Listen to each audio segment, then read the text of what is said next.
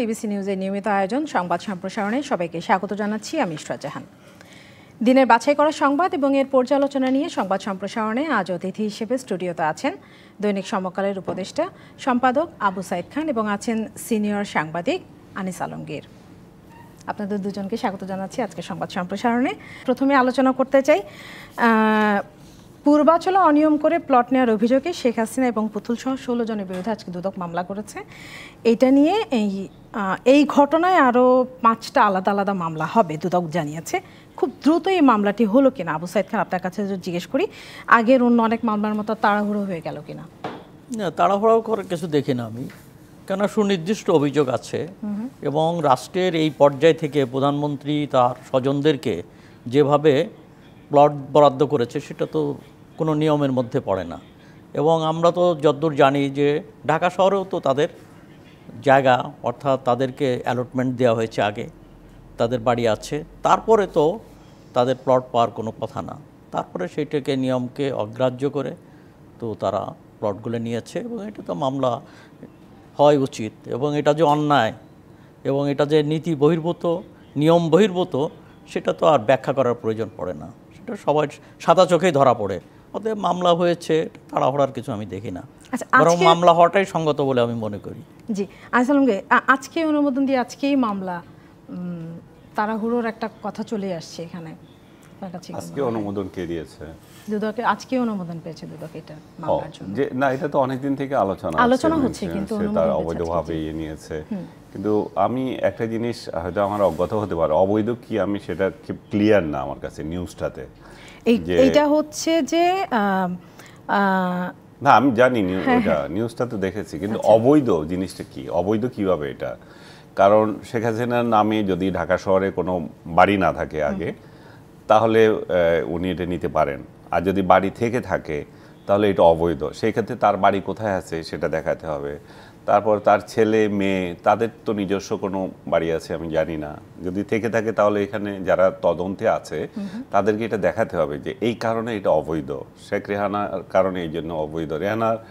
রেহানার সম্ভবত গুলশানে কোথাও নিয়েছেন, ওনাকে ধানমন্ডি থানার এখন যেখানে আছে সেটা দিয়েছিল। ওনারা যখন ক্ষমতা নিজেরাই ছিলেন তখন নিজেরাই বিলি করেছিলেন, তারপরে সেটা কাটাকাটি হয়ে গেছে। পরবর্তীতে আমি শুনেছিলাম ওনাকে হয়তো গুলশানি দিয়েছে। সেটা ওনারটা যদি অবৈধ হতে পারে, কারণ যদি ওনার বাড়ি থেকে থাকে, আমি জানি না শেখ হাসিনার নিজস্ব কোনো আছে কিনা, কিন্তু তার হাজবেন্ডের আছে। শেখ হাসিনা দুদক যেটা বলেছে যে শেখ হাসিনা ক্ষমতার অপব্যবহার করে পরিবারের সদস্যদের নামে পূর্বাচলে প্লট, পরিবারের সদস্যদের দিয়েছেন। এই জন্যই যে শুধু উনি ক্ষমতার অপব্যবহার করেছেন তা না, উনি ক্ষমতার অপব্যবহার এর আগে বহুবার করেছেন, এই ক্ষেত্রেই করেছেন। রাজুকের পূর্বাচলের প্লট উনি যারে ইচ্ছা তারে দিয়েছেন, সাংবাদিকদের সহ দিয়েছেন, ওনার এখানে আবেদন করার প্রেক্ষিতে উনি দিয়েছেন। এই ক্ষেত্রে শেখ হাসিনা নিজেই দিয়েছেন, সেই জন্য যে অবৈধ কাজ করছেন তা না, উনি বরং আরও যতগুলো করে দিয়ে গেছেন সেই অবৈধ কাজগুলো দেখতে হবে। আমি অনেককেই জানি, সাংবাদিক বলেন আর যে ব্যবসায়ী বলেন, আমলা বলেন, তাদের নিজেদের নামে আছে, আবার তাদের স্ত্রীর নামে আছে, তাদের দুইজন সন্তানের নাম থাকতে পারে, হয়তো সন্তান ইন্ডিভিজুয়াল, কিন্তু তার নামেও আছে, তার স্ত্রীর নামেও আছে। সেই ধরনের আমি মনে করি যে প্রত্যেকটা ধরে ধরে এটা একটা হওয়া উচিত, ইনভেস্টিগেশন হওয়া উচিত। এবং শিল্পী সাহিত্যিক অমুক তমুক ওনাকে করলো, আম্মা ডেকে ডেকে অ্যাপ্লিকেশন করলো, উনি দিয়ে দিলেন, কেন উনি কেন দেবেন? কারণ এখানে তো একটা নিয়ম থাকতে হবে। নিয়মটা কি? নিয়ম হচ্ছে রাজুক পাবলিকের কাছে আহ্বান করবে যে আমি এই প্লটে আমি দিতে যাচ্ছি, এই ঘোষণা দিতে যাচ্ছি। পাবলিক আহ্বান করলে সেই আহ্বানে সাড়া দিয়ে অ্যাপ্লিকেশন হবে, হ্যাঁ প্রসিডিউরের মাধ্যমে যাবে। কিন্তু আমরা এখন যেটা দেখতেছি সেটা হচ্ছে যে আপনার ইচ্ছে হলো, আপনি দয়ার শরীর আপনি দিয়ে দিলেন, সেটা কেন হবে? এটা তো হতে পারে না। কারণ আর অন্য লোকগুলো তো বঞ্চিত মনে করতে পারে, তারও তো অন্যরও তো অধিকার আছে এটা এখানে পাওয়ার। যে এখন যারা অ্যাপ্লিকেশন করে নাই তারা যদি না পেয়ে থাকে তাদের করার কিছু নাই, আপনি তো করেন নাই। কিন্তু যারা পেয়েছে, আমি আবার আরেক ধরনের লোকদের দেখি যে রাজুকে প্লট আছে বা পূর্বাচলে আছে, এটা যেন অপরাধ, যে ওই সাংবাদিকের নামে অতটা আছে অমুকের, তো অপরাধ তো না। সেও তো জনগণের একজন পার্ট, সে পেতেই পারে একটা প্লট। কিন্তু কথা হচ্ছে যে এটা কিভাবে পেয়েছে, এটা সাধারণ জনগণ যেভাবে অ্যাপ্লিকেশন করে পাচ্ছে সেরকম পেয়েছে, না প্রধানমন্ত্রী তার দালালি হিসাবে তার দালালি কোটায় তাদেরকে দিয়েছে, সেগুলো হচ্ছে আসল ঘটনা। এগুলো আমি মনে করি যে বর্তমান প্রশাসন, রাজুক, এগুলা বিশ্লেষণ করা দরকার। কাদের নামে ডবল আছে, এরা বলতেছে এখন ডিজিটাল করা আছে, এখন ইজিলি ধরতে পারে কে কয়টা নিছে, তাহলে বের করুক। আমি জানি, আমি নিজেই জানি কার নামে ডবল ডবল আছে, আমি এখানে বলতে চাই না, কিন্তু তাদেরকে ধরুক, যে তার সেও পায় কি করে, তার স্ত্রীও কিভাবে পায়, এই লোকগুলোকে ধরুক। এবং অবৈধ প্রক্রিয়া যেগুলো হয়েছে শুধুমাত্র এটা না, শেখ হাসিনা তার ছেলে মেয়েকে দিচ্ছেন এটা না, তা উনি আরও বহু লোককে দিয়েছেন, শত শত লোককে দিয়েছেন, সাংবাদিকদের দিয়েছেন দালালি পুরস্কার হিসাবে, ওগুলোকে ধরা হোক যেগুলো নিয়ম বহির্ভূতভাবে বিলি করা হয়েছিল। পট পরিবর্তন হলে এইসব মামলার মেরিট খুঁজে পাওয়া যাবে না, এরকম কোনো সম্ভাবনা থেকে যায় কিনা? সে তো আমরা দেখেই আসছি। সাইদ ভাই বলুক। আচ্ছা, প্রথমত হচ্ছে আমি যতদূর জানি যে একই পরিবারের কোনো সদস্য যদি রাজুকের এই বাড়ি সুযোগ পান, তো তার নামে অ্যালটমেন্ট হলে তো আর কাউকে দেওয়ার কথা না। কিন্তু এখানে শেখ হাসিনার অর্থাৎ তার হাজব্যান্ডের নামে বাড়ি, মানে তার পরিবার এখানে সেই সুবিধাটা পেয়েছে।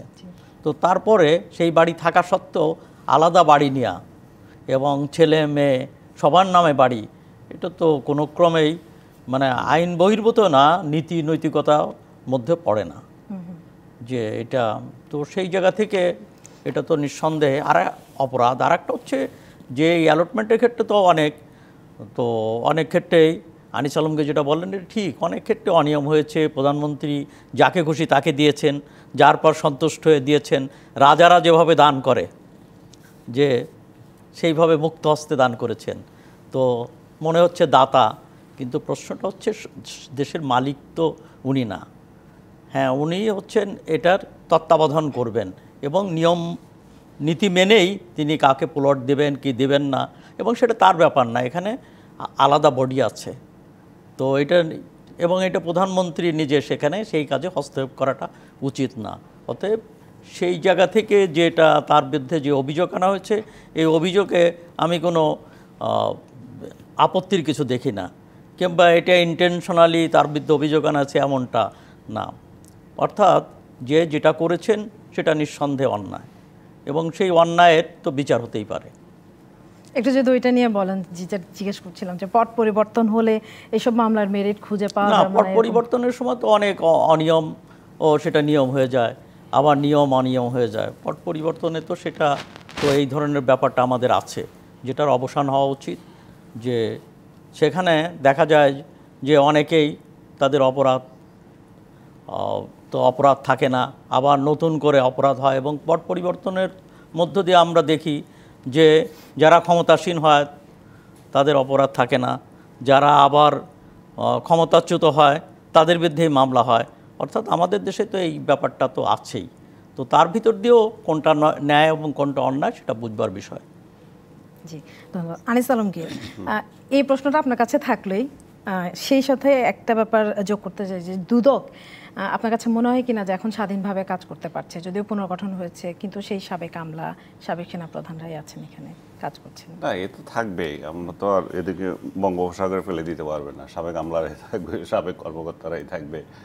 কিন্তু আমাদের রাজনীতিগতভাবে আমরা মনে করি যে না, ও যেহেতু ওই দল করে, তারে আমি বসায় রাখি, তারে বসিয়ে বসিয়ে টাকা খাওয়াই, এই সমস্ত নিয়মগুলো তো চেঞ্জ হওয়া উচিত। কারণ আগের আমলেই ছিল বলে সে এখন ভালো কাজ করবে না, সেটা তো কোনো যুক্তি হতে পারে না। যুক্তি সেটা হতে হবে যে ওকে দিয়ে এখনই ভালো কাজ করাতে হবে। দুদকে অনেকে আগের কাজ করেছে, এখনও করছে, নতুন পরিবর্তনও এসেছেন। যিনি এখন চেয়ারম্যান, উনি তো আর এদের সাথে ছিলেন না, উনি সেই 111-এর সময়ে কর্মকর্তা ছিলেন। তার পরবর্তীতে আমি প্রশাসনে ওনাকে আর পাইনি। উনি একজন সৎ কর্মকর্তা হিসাবে অনেক পরিচিত। তো আমি মনে করি যে ওনার নেতৃত্বে এটা ভালো কিছু হওয়ার সম্ভাবনা আছে। কিন্তু দুদককে অনেকে বিশ্বাস করে না। দুদকের অনেক নিচের যে কর্মকর্তাগুলো যারা রুট লেভেলে এই সমস্ত তদন্ত করে, তারা তাদের অনেকের নামই অনেক ধরনের অভিযোগ আছে। আমি মনে করি যে এটা শীর্ষ পর্যায় থেকে যদি এগুলা দেখা হয়, তাহলে এই সমস্ত অভিযোগও টিকবে না। কারণ হচ্ছে যে বা এই ধরনের লোক ওখানে কাজ করতে পারবে না। আমরা মনে করি যে মাথা যখন পৌঁছে যায় তখন সবকিছুই গন্ডগোল শুরু হয়ে যায়। ওইটাই ঠিক করতে হবে আগে। মাথা যেহেতু আমরা ভালো একজন লোককে বসিয়েছি, আমরা সেখানে একটু ভালো কিছু আশা করতে পারি। এই ইন্টারিম সরকারের সময়টাতে এই যে মামলাগুলো হচ্ছে সেটা নিয়ে একটু জানতে চাই, যে একই প্রশ্ন, যে পট পরিবর্তন হলো আপনার কাছে কি মনে হয়? যে না, আমি সাইদ ভাইয়ের সাথে একমত। আমরা কি দেখছি, এর আগে ডক্টর ইউনূসের বিরুদ্ধে দুর্নীতির মামলা হয়েছে, খালেদা জিয়ার বিরুদ্ধে দুর্নীতি মামলা হয়েছে, তারেক জিয়ার বিরুদ্ধে দুর্নীতি মামলা হয়েছে, এগুলো তো সব আদালতে খাওয়া হয়ে গেছে। শেখ হাসিনার বিরুদ্ধেও 111-এর সময় দুর্নীতির মামলা হয়েছিল, উনি যখন ক্ষমতা আসলেন ওনার মামলাগুলো হাওয়া হয়ে গেছে। তো এটা অস্বাভাবিক নয় যে ক্ষমতা পরিবর্তনের পরে এই ধরনের মামলাগুলো আবার হাওয়া হয়ে যাবে। এগুলো কিছু না। বাংলাদেশে এখন একটা এই সমস্ত মামলাগুলো আমরা আলোচনা করছি, কিন্তু এগুলো আসলে তামাশা। কারণ যারা ক্ষমতা থাকে তারা তাদের প্রতিপক্ষের বিরুদ্ধে মানে যা ইচ্ছা তা মামলা করে, তারা প্রকৃত বিচার পেতে বঞ্চিত হয়, সাধারণ জামিন পর্যন্ত হয় না। আজকেও তো এখনও যদি আপনি হিসাব করে যদি দেখেন, আওয়ামী লীগ এখন পতিত দলে পড়ে গেছে, তাদের অনেকের বিরুদ্ধে যা ইচ্ছা তা অনুযায়ী মামলা হচ্ছে। এখানে কয়টা রিয়েল মামলা হচ্ছে সেগুলো নিয়েও দেখতে হবে। তো যেহেতু রিয়েল মামলা হয় না এবং এই ধরনের মামলা থাকে, তখন মানুষ ফ্রাস্ট্রেটেড হয়। তখন মানুষ বলে যে এই জুলাই বিপ্লব কেন হলো, কেন আমরা তাহলে প্রকৃত অপরাধীদেরকে জেলে দিতে পারছি না, তাদেরকে সাজা দিতে পারছে না। আর কিছু নিরপরাধ ব্যক্তি যে রাজনৈতিক বিশ্বাসের জন্য সাজার শিকার হয়, হয়রানির শিকার হয়। একটা লোক তো রাজনীতি যে যা ইচ্ছা করতে পারবে, বিএনপি করতে পারবে, আওয়ামী লীগ করতে পারবে, জামাত করতে পারবে। এর আগে আমরা কি দেখেছি, জামাত করলে এটা জঙ্গি হয়ে গেছে। এই আমলে হয়েছে যে আওয়ামী লীগ করেছে সে হয়ে গেছে, মানে জঙ্গির আরও এক ধাপ উপরে চলে গেছে।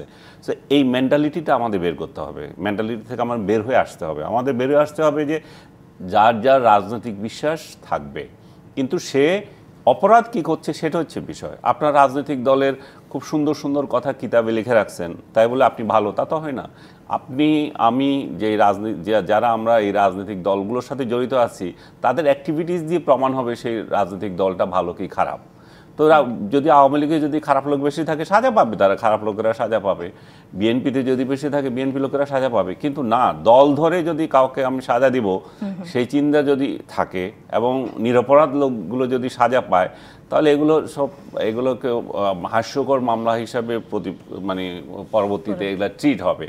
এবং আমি আশা করব যে এই সরকার অন্তত গড়ে মামলা না করে আর হাস্যকর মামলা না করে রিয়েল অপরাধের জন্য মামলা করতে হবে। শেখ হাসিনার এই যে মামলাটা আপনি বলতেছেন, এটা অবশ্যই অন্যায়, 2 টাকার হোক আর 4 টাকার হোক।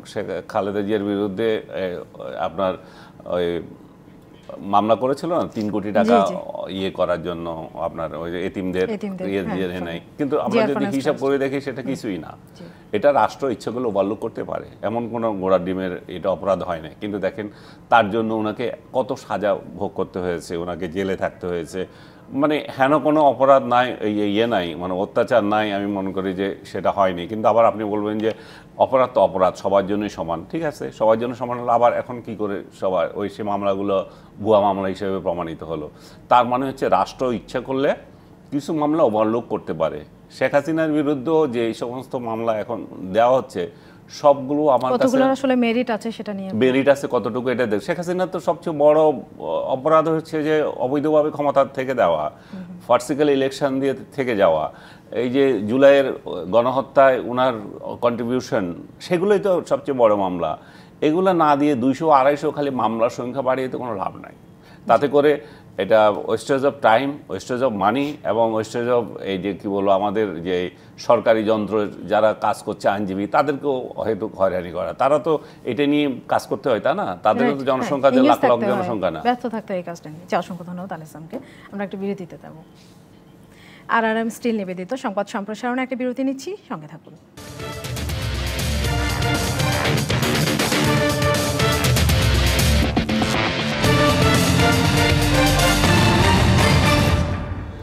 বিরতির পর আবারও স্বাগত RRM স্টিল নিবেদিত সংবাদ সম্প্রসারণে। স্টুডিওতে আছেন দৈনিক সমকালের উপদেষ্টা সম্পাদক আবু সাইদ খান এবং আছেন সিনিয়র সাংবাদিক আনিস আলমগীর। আপনাদের দুজনকে আবারও স্বাগত জানাচ্ছি। এবার আলোচনা করতে চাই, স্বরাষ্ট্র উপদেষ্টা বলেছেন যে বাংলাদেশের শক্ত অবস্থানের কারণে কাঁটাতারে বেড়া নির্মাণ থেকে সরে গেছে ভারত। আগামী মাসে সীমান্ত বৈঠক হবে আর হাই কমিশনারকে ডেকে ব্যাখ্যা তলব করেছে বাংলাদেশ। তো আবু সাইদ খান, আপনাকে দিয়ে আবারও যদি শুরু করি, বাংলাদেশ ভারত যুগ্ম সীমান্ত নির্দেশাবলী 1975, এইটা অনুযায়ী উভয় দেশের শূন্যরেখার 150 গজের মধ্যে প্রতিরক্ষা সংশ্লিষ্ট যে কোনো কাজ সম্পন্নের বিষয়ে সুস্পষ্ট নিষেধাজ্ঞা আছে। প্রশ্ন হচ্ছে যে এরপরও কেন এই ধরনের কাজে এগুচ্ছে ভারত? দুই দেশের বর্তমান পরিস্থিতি বা সম্পর্কের পেছনে প্রভাবক হিসেবে কাজ করছে কিনা? প্রথমত হচ্ছে যারা শক্তিধর এবং যদি তার প্রতিবেশীকে দুর্বল মনে করে, তবে সেখানে নিয়ম নীতি কাজ করে না। তো এখানে যে নিয়ম নীতির বাইরেও ভারত বিভিন্ন সময় কাঁটাতারের বেড়া দিয়েছে এবং দেওয়ার চেষ্টা করছে। তো এটা আলাপ আলোচনা ছাড়া আর একটা হচ্ছে যে যেখানে ডিসপুটেড এরিয়াতে যদি কাঁটাতারের বেড়া দিতে হয় তো সেটা আলাপ আলোচনা করা উচিত। আর কাঁটাতারের বেড়া এটা তো কোনো সভ্য দুনিয়া নাই। ইউরোপে এক দেশের লোক আর এক দেশে চলে যেতে পারে, তো কোনো বাধা নেই, তো সেখানে কাঁটাতারের বেড়া নেই। কিন্তু বাংলাদেশে তো কাঁটাতারের বেড়া আছে এবং বাংলাদেশের সীমান্ত হচ্ছে সবচেয়ে রক্তক্ষয়ী সীমান্ত। এখানে যেভাবে বাংলাদেশিরা নিহত হচ্ছে সেটা আর পৃথিবীর কোথাও হয় বলে আমার জানা নেই। এমনকি পাকিস্তানকে ভারতের শত্রু রাষ্ট্র মনে হয়, শত্রুভাবাপন্ন দুই দেশ, কিন্তু সেই সীমান্ত এত সংঘাতক না। কিন্তু আমাদের এখানে এই সংঘাতক এটা রয়েছে এবং এখান থেকে বেরিয়ে আসা যাচ্ছে না। বিভিন্ন সময় এটা আলাপ আলোচনা হয়েছে, দুই পক্ষের আলাপ আলোচনার মধ্য দিয়ে এখানে জিরো টলারেন্সের কথা বলা হয়েছে, কিন্তু আমরা পরবর্তীতে দেখছি যে একের পর এক লাশ পড়ছে, এখনও এটা থামছে না। তো এইটা আলোচনার ভিত্তিতে হওয়া উচিত। বাংলাদেশ যৌক্তিকভাবেই তো ভারতের হাই কমিশনারকে ডেকে এনে তো তাকে বিষয়টাকে অবহিত করেছে, তাকে অবহিত করা হয়েছে এবং আমার মনে হয় যে ভারত এই ব্যাপারে তো নিবৃত হয়েছে এবং এখন আলাপ আলোচনার মাধ্যমে সমাধান হওয়া উচিত। আমরা তো কারো পক্ষে, আমরা ছোট দেশ, ভারত আমাদের তুলনায় অনেক বড় দেশ, কিন্তু দুইটা রাষ্ট্র তার মধ্যে তো শান্তি বজায় রাখার জন্য আলাপ আলোচনাটা হচ্ছে গুরুত্বপূর্ণ। আর একটা হচ্ছে আমরাও তো, ভারতও তো আমাদের ক্ষেত্রে অনেক কিছুর উপর নির্ভরশীল। আমরাও যেমন ভারতের উপর নির্ভরশীল, ভারতও তো নির্ভরশীল। তো আমরা নর্থ ইস্টে যাওয়ার জন্য তো বাংলাদেশ ট্রানজিট এটা দিয়েছে, কিন্তু পক্ষান্তরে আমরা যেটা লক্ষ্য করি আমাদের যা পাওয়ার দরকার ছিল সেটা আমরা পাইনি। তো গঙ্গার চুক্তি তো সব ঠিকমতো অনুসরণ করা হচ্ছে না। তারপরেও গঙ্গার ক্ষেত্রে একটা চুক্তি আছে, তিস্তার চুক্তি এখনও ঝুলে আছে। অন্য নদীগুলোর 54টা আন্তর্জাতিক নদী, যদিও আন্তর্জাতিক নদীর সংখ্যা 54-র চেয়ে অনেক বেশি, তারপরে ধরে নেই যে 54টা নদী যে প্রাথমিকভাবে চিহ্নিত হয়েছে সেখানে পানি বন্টন নীতি এটা প্রয়োগ হচ্ছে না, আন্তর্জাতিক আইন আছে। এবং এটা কিন্তু আমাদের করুণার ব্যাপার না যে আমাদেরকে করুণা দিতে হবে, এটা আমাদের অধিকার এবং সেই অধিকারের জায়গা থেকেই সেই দাবি হচ্ছে। কিন্তু ট্রানজিট দেওয়ার ব্যাপারটা কিন্তু মানবিক, কিন্তু আমরা বাংলাদেশ সেই ট্রানজিট দেওয়ার বিষয়টা মানবিক সে দাবিটাকে পূরণ করেছে। এমনকি বেশিরভাগ নদী তো ওখান থেকে আসছে, দুই একটা নদী, যেমন এই অবস্থায় তিস্তার চুক্তি যখন ঝুলে আছে তখন ফেনী নদীর পানি কিন্তু বাংলাদেশ দিয়েছে, তো সেই জায়গা থেকে কার্পণ্য করেনি। তো এই জায়গাটা আমাদের বিবেচনা করা উচিত, ভারতের সঙ্গে আলাপ আলোচনার ভিত্তিতেই বিষয়টা সমাধান হওয়া উচিত। কিন্তু ভারতের দুটা আছে, ভারত যদিও প্রতিবেশীদের সঙ্গে সদ্ভাবের কথা মুখে বলে, কিন্তু এক ধরনের বড় ভাই সুলভ আচরণ আমরা লক্ষ্য করি। একসময়, আমি এর আগেও বলেছি, একসময় আইকে গুজরাল ভারতের পররাষ্ট্রমন্ত্রী ছিলেন এবং প্রধানমন্ত্রী হয়েছিলেন। তিনি একটা ডক্টরিন, যেটাকে গুজরাল ডক্টরিন বলা হয়, তার বক্তব্য হচ্ছে যে ভারতের সঙ্গে তার প্রতিবেশীদের সাথে সদ্ভাব গড়ে তোলা এবং এই গড়ে তোলার মধ্য দিয়ে এই অঞ্চলের শান্তি নিশ্চিত হবে। কিন্তু সেটা হয়নি, যে কারণে আমরা লক্ষ্য করি যে শ্রীলঙ্কার সঙ্গে ভারতের একটা দূরত্ব রয়েছে, মালদ্বীপের সঙ্গে দূরত্ব, নেপালের সঙ্গে দূরত্ব তৈরি হয়েছে, এমনকি ভুটানের সঙ্গেও চীনের সম্পর্ক বাড়ছে। একমাত্র বন্ধু রাষ্ট্র যেটা বলা হয়, শেখ হাসিনার শাসনামলে বলা হয়েছে যে বন্ধুত্ব একেবারে চূড়ান্ত পর্যায়ে পৌঁছেছে, যদিও বন্ধুত্ব মানে হচ্ছে সরকারের সঙ্গে সরকারের বন্ধুত্ব না, বন্ধুত্ব হচ্ছে রাষ্ট্রিক এবং সবচেয়ে বন্ধুত্বের বড় বিষয়টা হচ্ছে জনগণের সঙ্গে জনগণের বন্ধুত্ব। তো সেই বন্ধুত্বর আমরা রচনা করতে পারিনি। জনগণ যদি বিপক্ষে চলে যায়, জনমত যদি বিপক্ষে চলে যায়, তখন সে বন্ধুত্ব স্থায়িত্ব হয় না। তো আমার কাছে মনে হয় বন্ধুত্বের প্রয়োজনেই বোঝাপড়া করার দরকার। বন্ধুত্ব মানে হচ্ছে চোখ বন্ধ রেখে বন্ধুত্ব না, পরস্পর বোঝাপড়া, এখানে দোষের কিছু নেই, এবং বোঝাপড়ার মধ্য দিয়ে বন্ধুত্ব সুসংহত হয়। এবং বাংলাদেশ সেই নীতিতেই অগ্রসর হওয়া উচিত। এবং বাংলাদেশ যেটা করেছে, ভারতকে অবহিত করেছে, এবং আমার মনে হয় যে আলোচনার জন্য চাপ দেওয়া উচিত। এবং নিশ্চয়ই তো কারো পক্ষেই যে এটা অন্য বল প্রয়োগ, এটা কারোর জন্যই সম্মানজনক না এবং আমাদের কাম্য হতে পারে না, এটা হতে পারে না। অতএব আলাপ আলোচনাটার মধ্য দিয়ে সমস্যাটা সমাধান করা উচিত বলে ধন্যবাদ আবু সাইদ খান। আনিস আলমগীর, নানা ধরনের চুক্তি, এমওইউ, বিভিন্ন রকমের এই ধরনের চুক্তি সই হচ্ছে, তারপরেও ভারত বাংলাদেশের সীমান্ত অশান্ত, সীমান্ত হত্যা থেমে নেই, যেটা আবু সাইদ খান বলছিলেন। এর পেছনে কোনো ধরনের উস্কানি আছে কি না, আপনার কাছে কি মনে হয়? না, আমার কাছে মনে হয় যেন উস্কানির থেকেও বিষয় হচ্ছে যে এখানে আমাদের তরফ থেকে নীরবতা বেশি। আমরা এগুলো নিয়ে সোচ্চার না। আমরা বিশেষ করে শেখ হাসিনার আমল তো পুরোটাই আমাদের সীমান্তে যত হত্যা হয়েছে এগুলো নিয়ে খুব একটা উচ্চবাচ্য করা হয়নি, এবং একটার পর একটা, ইভেন অনেক সময় নিউজও হয়নি। এটা শেখ হাসিনা যে নিষেধ করছে নিউজ করতে তা তো না, কিন্তু দেখা গেল যে মিডিয়াগুলো সবসময় ওই সরকারের তালে চলে, ওরাও ওইভাবে ওগুলোকে গুরুত্ব দেয় নাই। ফেলানি বা আরও কয়েকটু চাঞ্চল্যকর অনেকগুলো ঘটনা ঘটেছে, সেগুলো হয়তো ওইভাবে আসছে, কিন্তু মনে হয় সীমান্তে হত্যাটা মনে হচ্ছে একটা নর্মাল হয়ে গেছে, এমন একটা পরিস্থিতি। আমি অ্যাপ্রিসিয়েট করি যে আজকে সরকার সীমান্তে একটা হত্যার প্রেক্ষিতে, গোলযোগের প্রেক্ষিতে ভারতীয় হাইকমিশনারকে তলব করে ব্যাখ্যা চেয়েছেন এবং এটা জানিয়েছেন। উনিও ওনার মতো করে ব্যাখ্যা দিয়েছেন, আমাদের পররাষ্ট্র সচিব তাকে ডেকেছিলেন। দেখেন, এই সীমান্তে যে কাঁটাতারে বেড়া বানাচ্ছে এটা কিন্তু নতুন না, এবং এটা অবৈধও কিছু আমি বলবো না। কারণ হচ্ছে যে আপনার প্রায় 4156 কিলোমিটার সম্ভবত, 3271 কিলোমিটার হয়েছে, তার মানে অলমোস্ট এই 800 সামথিং বাকি আছে। তাহলে 4000+ সীমান্তের মধ্যে 800 যদি বাকি থাকে, তার মানে একবারে কম হয়নি, অনেকগুলো হয়ে গেছে। এখন মূল যে সত্য এখানে আছে, আপনি যেটা উল্লেখ করছিলেন যে 0 পয়েন্ট থেকে 150 গজের ভিতরে করতে পারবে না, বাইরে করবেন। এখন আপনার বাইরে আপনি করেন গিয়ে আপনার সীমান্তে আপনি যা ইচ্ছা করেন, কিন্তু আপনি যখন ভিতরে আসতে যান তখনই এখানে গোলযোগ লাগে।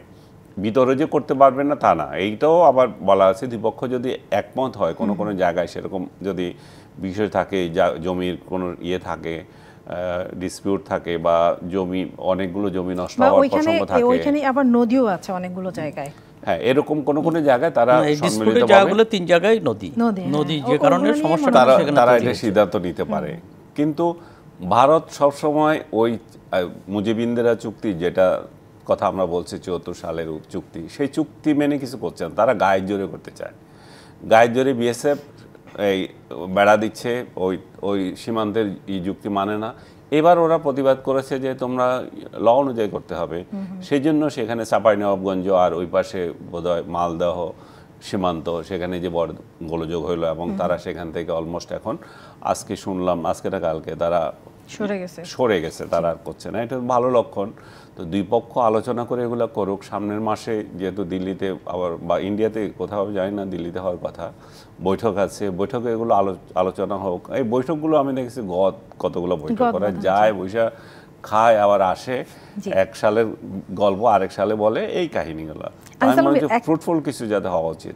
একটা ব্যাপার জানতে চাই, যে সীমান্ত হত্যা নিয়ে তো কথা বলছিলাম, এই সীমান্ত হত্যা নিয়ে গতকালকে খুব সম্ভবত একটা সীমান্ত হত্যার সংবাদ আমি পড়েছি। জি, সুনামগঞ্জে একটা ছেলে মারা গেল, তারটা আজকে জানাইছে ইন্টারিম গভর্নমেন্ট আসার পরে কিন্তু এরকম হাই কমিশনারকে ডেকে অনেকবারই ব্যাখ্যা তলব করা হয়েছে। এরপরেও কিভাবে না, ইন্ডিয়ান গভর্নমেন্ট অনেকবার করে নাই, বেশ কয়েকবার ডেকেছে, কয়েকবার। সামনে গত কয়েকদিন আগে যে ভারতের সাথে একটা গোলযোগ নিয়ে একবার ডেকেছে, আর এখন এর আগে ডাকাই হয়নি, 2বার ডাকছে এই পর্যন্ত। এই গভর্নমেন্ট আসার পর 2বার ডাকছে, আর এইবার প্রথম ডাকলো সীমান্ত নিয়ে। এবং আমি এই জন্যই বলতেছি, দীর্ঘদিন পর সীমান্ত নিয়ে ওদেরকে একটা প্রতিবাদ করা হলো। শেখ হাসিনার আমলে এটা কোনো ইস্যুই ছিল না, এমন একটা অবস্থা তৈরি হয়েছিল যে বাঙালিদেরকে বাংলাদেশিদেরকে সীমান্তে যা ইচ্ছা তাই মারা যায়। তো বাংলাদেশে আমাদের বিজিবি এখন যে পদক্ষেপ নিচ্ছে আমাদের সীমান্ত পাহারায় তারা যে ভূমিকা রাখছে, এবং যেখানে তারা প্রতিরোধ তৈরি করতে চায় সেখানে পাল্টা প্রতিরোধ তৈরি করবে, সেটাই স্বাভাবিক। বাংলাদেশ ছেড়ে দেবে কেন? বাংলাদেশের নতজানু নীতির কারণেই ওরা পাখির মতো বাংলাদেশিদেরকে, নিরীহ লোকদেরকে, বাংলাদেশের অপরাধীদেরকে মারতেই পারে, অপরাধীদের সাথে মারতে পারো বলবো না, অপরাধীদেরকে গ্রেপ্তার করবে, করবে, কিন্তু অপরাধীদের না দিয়ে আপনি নির্বিচারে সীমান্তে দেখলেই আপনি গুলি করে দেবেন, তা তো হয় না। এটা তো এমন সীমান্ত না যে একবারে আপনার বাড়িঘর নাই, এটা এই বাড়ি এর পাকঘর আর ওর আরেক ঘর, এরকম একটা সীমান্ত। এই ছিল RRM স্টিল নিবেদিত সংবাদ সম্প্রসারণে। ডিবিসির সঙ্গে থাকুন।